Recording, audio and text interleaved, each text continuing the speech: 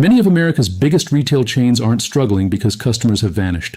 They're struggling because the way Americans spend money has changed faster than most companies were prepared to handle. Right now, 15 of America's biggest and once most familiar retail names are facing some of the most critical weeks in their history. What makes this moment so striking is how many of these brands were once considered rock solid, almost untouchable. As people cut back on discretionary purchases, shift more shopping online, and weigh every dollar against rising essentials like rent, groceries, and insurance, even household names are showing serious cracks. A few on this list may genuinely shock you. The pressure is building fast, and for some of these chains, the coming weeks could decide whether they survive in any meaningful form or start fading from our streets for good. Number 15. Kohl's. There was a time when Kohl's felt like the perfect middle ground for American families. Not too expensive, but with enough variety and decent prices to make a trip worthwhile. You could grab clothes for the kids, some home goods, and a small appliance without breaking the bank. That middle ground positioning used to be its greatest strength. Today, that same position has become a serious liability. As budgets tighten, shoppers are either trading down to discount giants like Walmart and Target, or going straight to brand websites for better deals and faster delivery. Kohl's finds itself squeezed from both sides with nowhere comfortable to stand. The company has already announced plans to close dozens of underperforming stores, but the deeper issue goes beyond store counts. Many longtime customers walk in today and notice it immediately. Thinner inventory, fewer associates on the floor, and a general feeling that the energy and excitement that once defined the brand has quietly drained away. When families are choosing between new school clothes and keeping the lights on, a trip to Kohl's gets postponed. Kohl's wasn't just selling apparel and housewares, it was selling convenient, approachable value. When that value no longer feels obvious, customers move on without much fanfare. Number 14. The Container Store. The Container Store built its reputation on something nearly every busy household wants: better organization. For years it thrived because people believed investing a little in storage could make daily life feel more manageable and calm. But in an era of tight budgets, those improvement projects are among the first to get pushed back. Groceries, utilities, car repairs, those come first. A weekend organization overhaul can wait until next month, and later, it turns out, can be devastating for a business. Products that once felt specialized are now available cheaper and faster at big box retailers or with a click online. The specialized experience is losing its edge. Customers genuinely value what it sells. They just don't consider it urgent today. When rent and groceries consume most of the household budget, that distinction becomes everything. Number 13. Express. Fashion brands like Express are facing one of the toughest challenges in retail. The world changed faster than they could adapt. For a long time, Express was a go-to for young professionals looking for sharp office outfits and styles that felt current and confident. Then workplaces shifted toward casual dress codes. Remote work became common. Trends now move at lightning speed thanks to social media, and what looked fresh one month can feel dated weeks later. After years of declining sales, Express filed for Chapter 11 protection and began closing dozens of locations. Customers still want to look good and are still spending on clothes, but fewer are turning to Express to make it happen. Fast fashion competitors that can turn around new styles in weeks have taken significant market share. Express isn't losing fashion demand, it's losing relevance within that demand, and relevance may be one of the most valuable assets any retailer can possess. Number 12. Foot Locker. A business can lose customers and fight through it. But Foot Locker is facing something more fundamental. It's losing its central role in the sneaker culture it once helped build and define. For years, the chain was the destination for the hottest Nike releases in athletic wear. Then Nike aggressively shifted toward direct-to-consumer sales through its own app, website, and stores. Suddenly, why go to Foot Locker when you can buy straight from the source? Younger shoppers prefer comparing prices and buying on their phones rather than spending time in malls. What makes this so difficult to fix is that demand for sneakers has not disappeared. People are still buying plenty. The money is still being spent. It's just landing somewhere else. Foot Locker isn't just losing foot traffic. It's losing its position as the essential middleman in the market it helped create. Once shopping habits change, they rarely move backward. Number 11. Party City. When household budgets get squeezed, celebrations are often one of the first things to get scaled back. That simple truth has become an existential threat for a business built almost entirely around parties and special occasions. Birthdays, Halloween, graduations, these moments still matter deeply. But many are becoming simpler for families under financial pressure. A big decorated party might shrink to a small gathering with close relatives. Elaborate setups give way to minimal decorations grabbed during a regular grocery run or ordered overnight online. Party City has already gone through Chapter 11 and significant restructuring, with hundreds of locations impacted. Many items that once required a dedicated trip can now be found at big box stores or delivered the next day. Customers are still buying balloons and party supplies. Fewer need Party City specifically to do it. Companies rarely fail when demand disappears entirely. They struggle when customers discover they no longer need that specific company to satisfy the demand. And Party City is not the only chain confronting that reality today. Number 10, Joann. Most people need groceries every week. Most need prescriptions filled regularly. But very few people absolutely need fabric, yarn, or craft supplies right this moment. That reality is exactly what makes Joann's situation so precarious. For decades, this was the store where families bought supplies for holiday decorations, sewed quilts for grandchildren, or pursued hobbies that brought real creativity and joy into their lives.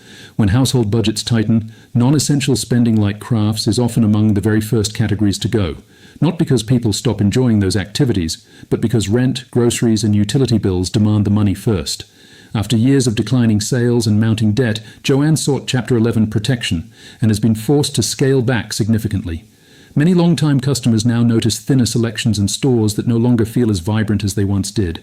If Party City shows what happens when celebrations get dialed back, Joann illustrates what happens when people cut back on the personal hobbies that once brought color into their everyday routines. Number 9, big lots.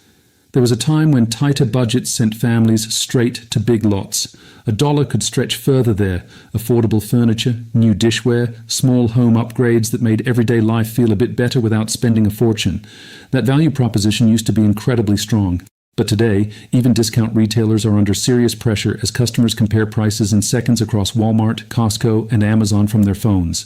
The company has been navigating significant debt challenges and scaled back at many locations, shelves that sometimes look sparse, fewer employees on the floor, a shopping experience that no longer delivers the same sense of smart savings it once reliably did. Here is the troubling part. Big Lots was built for exactly these kinds of difficult economic times. It was designed to help people when budgets got tight. The fact that it's struggling now, when its core customer needs it most, says something important about how wide and deep these pressures have truly become. Number 8, Best Buy. Best Buy faces a painful paradox that many traditional retailers are now confronting. Customers still walk through the doors, they still examine products, ask questions, and spend time inside the stores. But the purchase itself increasingly happens somewhere else. Best Buy once offered something online retailers couldn't match: the ability to see, touch, and test expensive electronics in person before committing. That advantage is eroding fast. Most research happens on phones before customers ever arrive. By the time a shopper walks in, the decision is largely made. They use the store for final confirmation, then often complete the purchase from a competitor at a lower price. The industry even created a term for this behavior: showrooming. It is incredibly costly for a business that must pay for large stores, trained staff, and extensive inventory while watching the final sale go elsewhere. Demand for technology has not vanished. People are still buying televisions, laptops, and appliances every single day. The question is simply where that spending is landing. Number 7, AMC.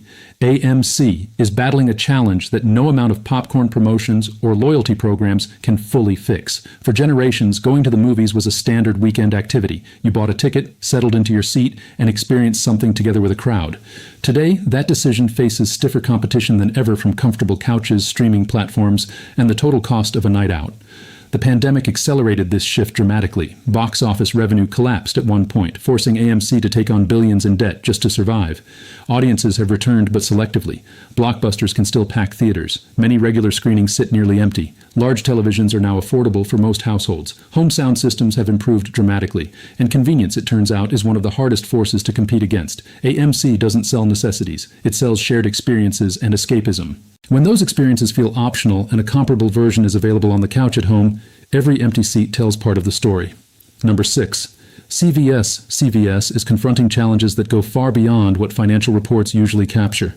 The pharmacy giant has announced plans to close hundreds of stores as it works to manage costs and adapt to changing consumer behavior. Healthcare needs haven't disappeared. Prescriptions are still being filled and basic health products are still being purchased, but the everyday convenience that defined the brand is weakening in many locations. Customers frequently mention long waits at pharmacy counters, products locked behind glass requiring staff assistance, and checkout lines slowed by staffing shortages. In an era where people guard every minute of their time, these friction points matter more than most companies realize. CVS built its empire on convenience. quick stops for medicine, toiletries, and everyday items. When that convenience begins to fade, customers quietly shift to grocery store pharmacies, mail-order services, or competitors with smoother operations. The need for what CVS sells has not gone anywhere. Its central place in people's daily routines, however, is becoming less certain with each passing quarter. Number 5. Nordstrom. Nordstrom is facing a reality that once seemed almost impossible for one of America's most respected department store names. The loyal customers who used to spend hours browsing its upscale locations and enjoying personalized service are showing up less frequently. It is not that they have stopped spending. Many still have the means. They have simply changed where and how they prefer to shop. Higher-income shoppers increasingly buy directly from brand websites, enjoying fast delivery and easy returns without driving to a mall or spending an afternoon inside a store. After years of declining foot traffic and rising operational costs, Nordstrom has closed multiple large locations and scaled back in several key markets. The elegant displays are still there, the beauty counters and spacious layouts remain, but the energy and crowds don't feel the same as they did years ago.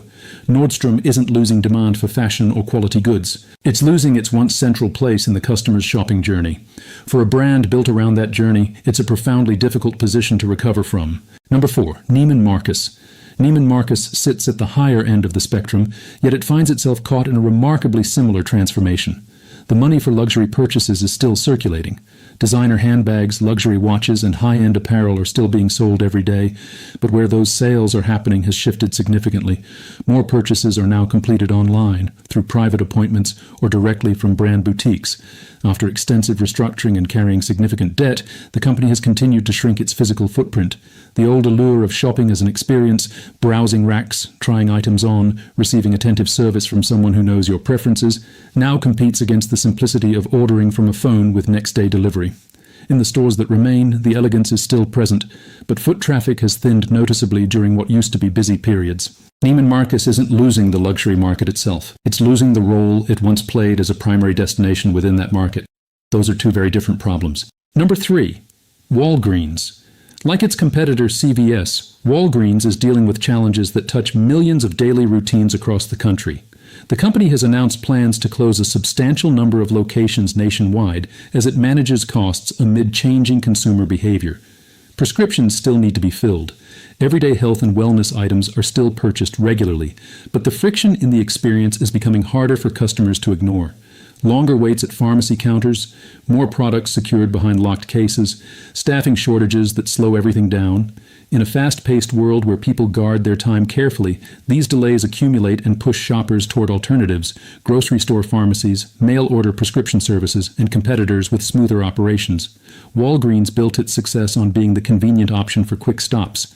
When that convenience starts to slip, loyalty fades quietly and quickly. What makes this especially significant is that Walgreens serves essential needs, not luxuries or hobbies. When even these everyday convenience anchors begin showing visible strain, it signals just how widespread the pressures across American retail really are. Number 2. Dollar General. Dollar General's struggles are visible the moment many customers walk through the door.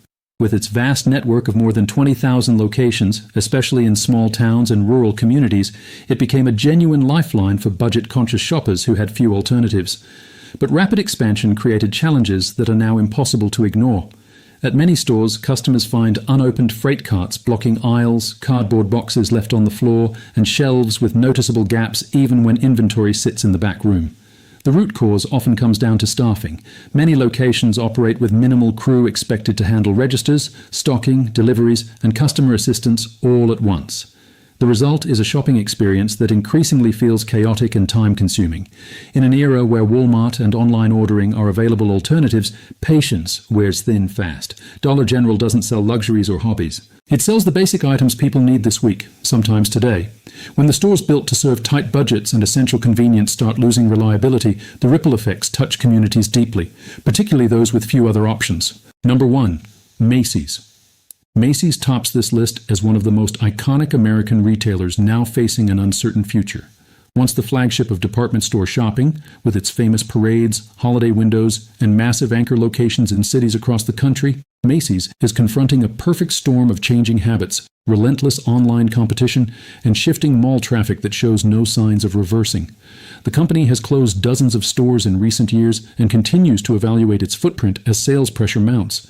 Customers still buy clothing, home goods, and gifts, but fewer are making Macy's their destination to do it. Many prefer shopping specific brands online, visiting smaller boutiques, or choosing discount options that stretch their dollars further.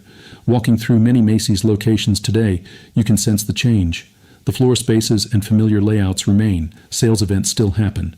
But the bustling crowds and sense of discovery that once made a Saturday at Macy's feel like a genuine event have clearly diminished. Macy's isn't just another retailer on this list. It represents the broader decline of the traditional department store model that once defined American retail. Watching it struggle is a reminder of just how completely the landscape has shifted in a very short time. After going through all 15 chains on today's list, the most important takeaway is this: America has not stopped shopping. People are still buying groceries, filling prescriptions, purchasing clothes, seeking entertainment, and treating themselves when they can. What has changed profoundly is where and how they choose to do it. The convenience of online shopping, the simplicity of direct-to-brand purchasing, and the relentless pressure of rising essential costs have together created a new reality for physical retail, one that is reshaping communities, eliminating familiar names, and forcing every major chain to rethink what it actually offers that cannot be replicated on a screen. The coming months will be critical for many of these brands as they fight to adapt, restructure, or find new ways to stay relevant. Some may survive in smaller forms, others risk fading from everyday life in ways that will be felt long after the store signs come down. So here's what I want to know from you. Out of these 15 chains, which one surprised you the most and why? In your local area, which store has changed the most in ways you can clearly see when you walk in? And have you noticed shifts in how you or your family shop compared to just a few years ago? Share your thoughts in the comments below. Real stories and insights from viewers like you help shape future videos and dig deeper into these important trends. If you found this helpful or eye-opening, consider liking and subscribing so you do not miss what is coming next.